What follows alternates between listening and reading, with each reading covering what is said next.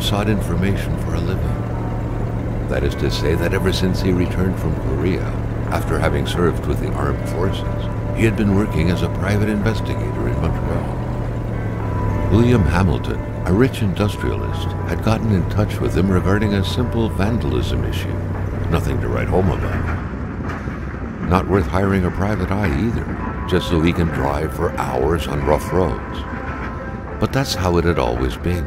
The client pays, Carl gets it done.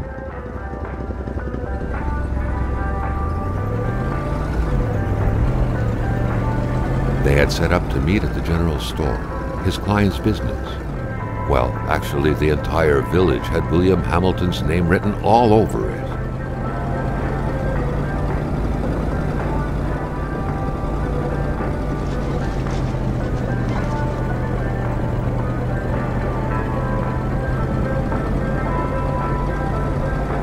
When the roads were bad, muddy, or snowed in, it was customary around these parts to close them off. But it was also customary to ignore those signs entirely and drive there anyway.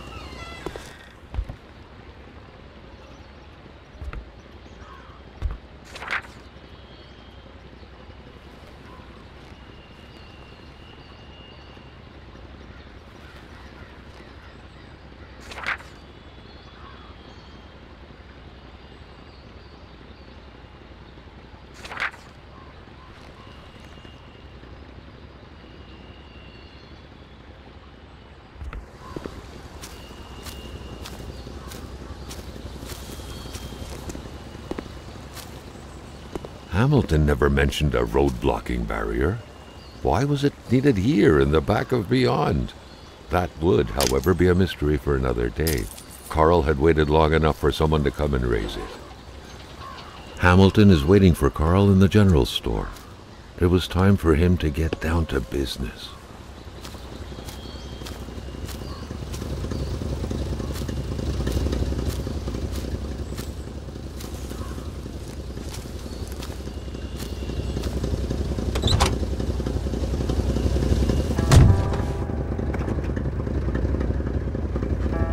William Hamilton enjoyed a lavish country house built in the very heart of the northern forests, not too far from here.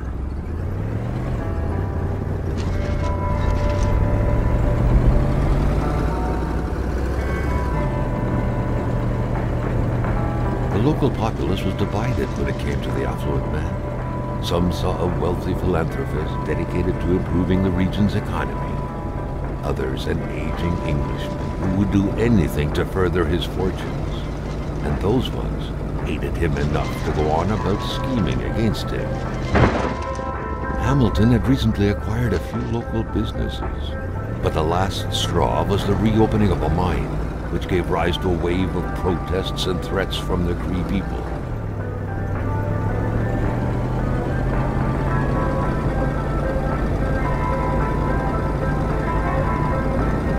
Given these circumstances, Carl reckoned that a good number of people must be feeling compelled to oppose Hamilton in one one way or another.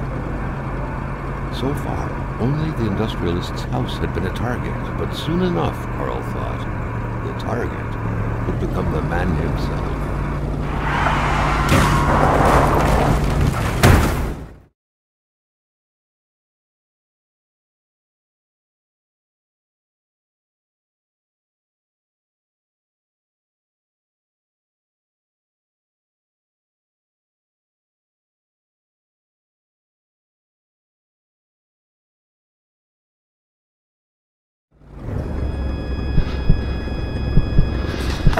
Carl needed to get out of there. The cold and the pain required urgent care.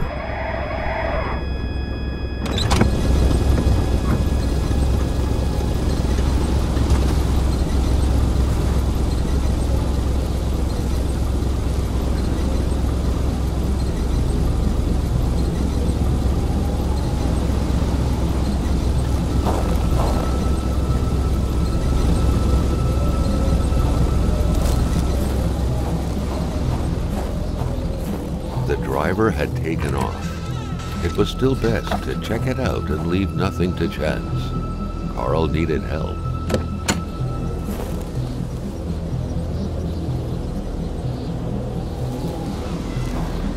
It was a small, locked box engraved with the letters WH. Carl thought about taking it. Nothing was to be left to chance. Such heart-wrenching Nordic poetry that was. But Carl didn't care much about flowery language. This deep in the country, his last hope was to find an abandoned garage or a farm by the roadside. His life depended on it.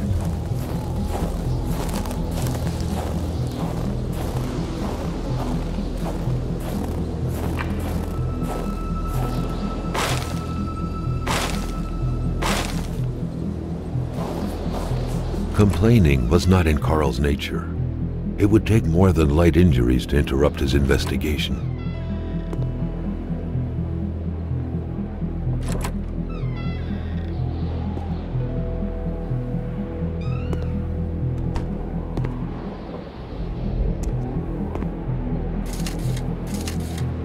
Carl wondered how long he would have to endure this skin-stinging cold.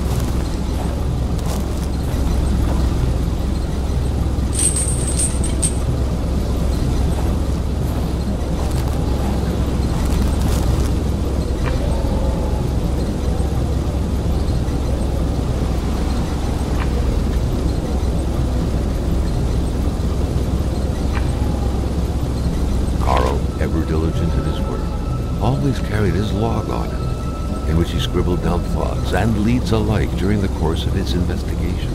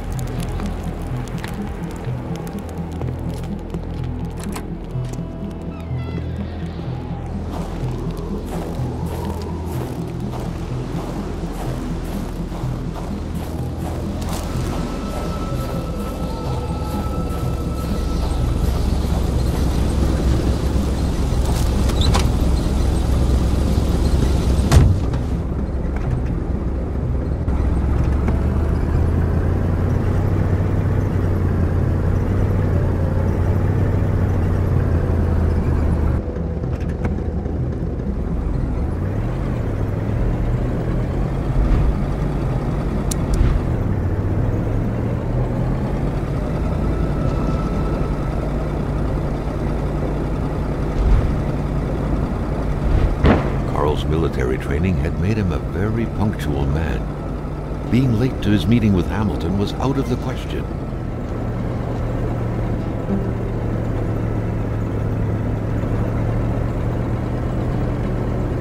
Carl was dying to stretch his legs, but he had to stay focused on the task at hand. Spread out on a few acres of untouched forest, bellowing caribou, everlasting snow, and undefiled lakes, the Manistan region was no tourist hub. It was said to have been populated for millennia by Cree people, and ever since the industrial era, by the metal mining industry.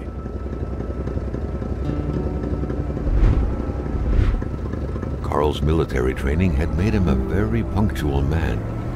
Being late to his meeting with Hamilton was out of the question.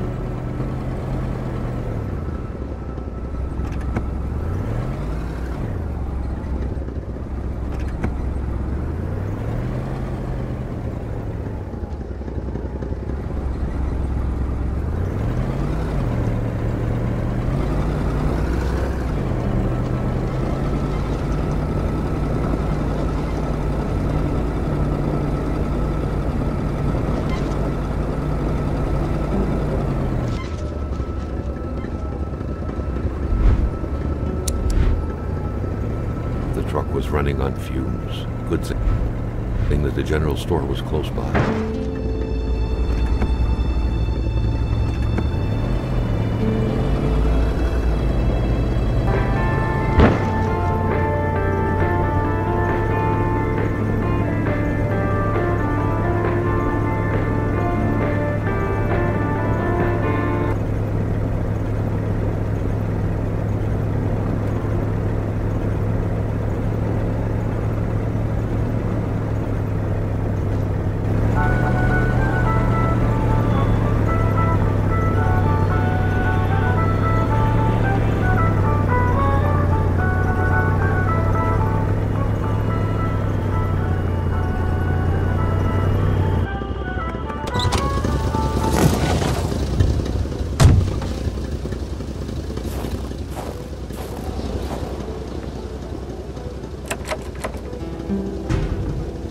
Something fell to the bottom of the box.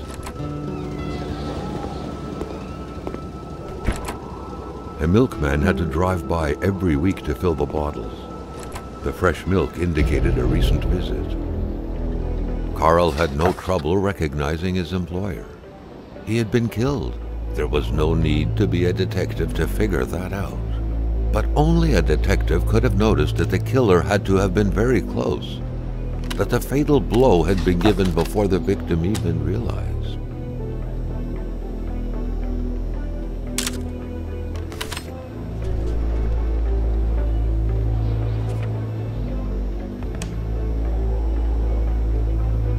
Carl felt a chill down his spine and had a terrifying realization. If Hamilton was dead, then who was going to pay him?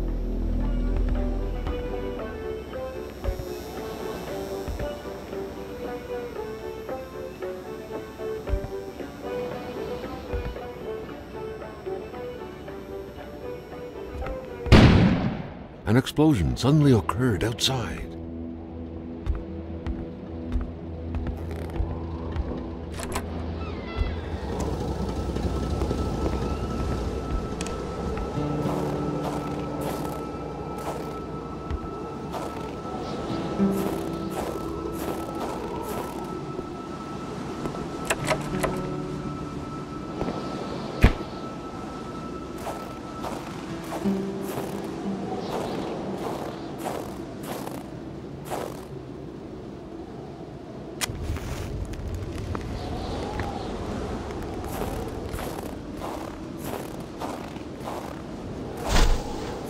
Maintaining his composure, Carl recalled something from his military training. Wolves always stay away from populated areas. Wait, was it about bears? Carl was no electrician, but he could identify a wiring problem when he saw one.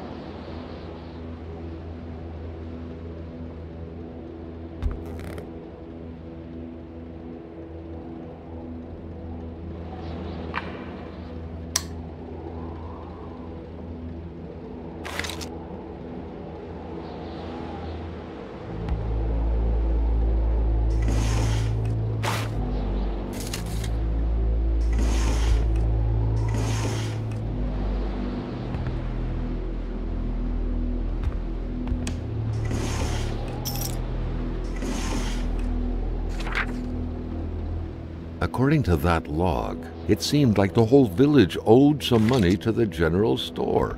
Carl was far more interested in the bunch of nearby addresses he had just gotten his hands on, though.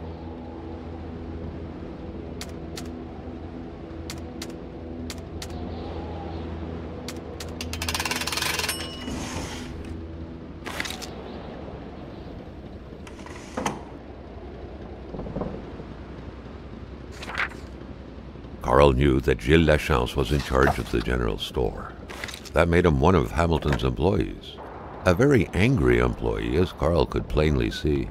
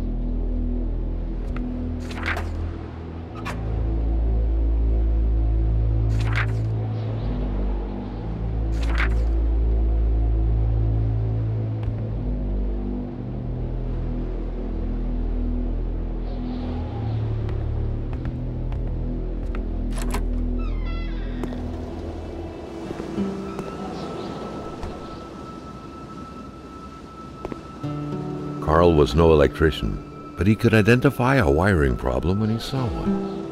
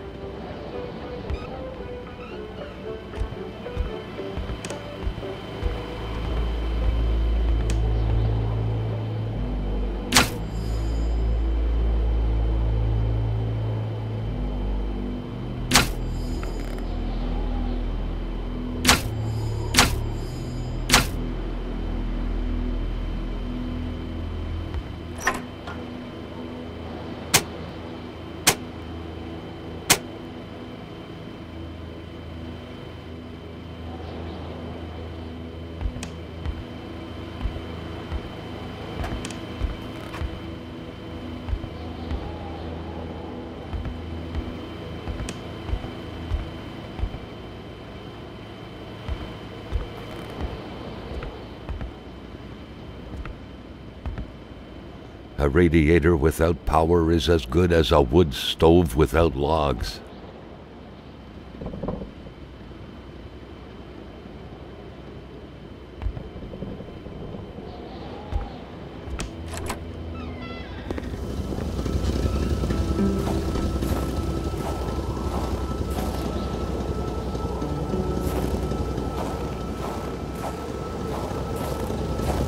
Given the circumstances, leaving with an empty tank would be a death warrant.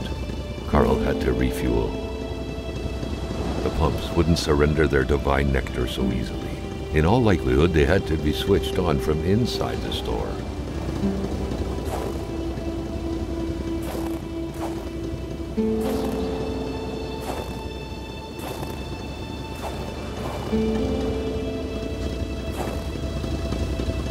Given the circumstances, leaving with an empty tank would be a death warrant. Carl had to refuel.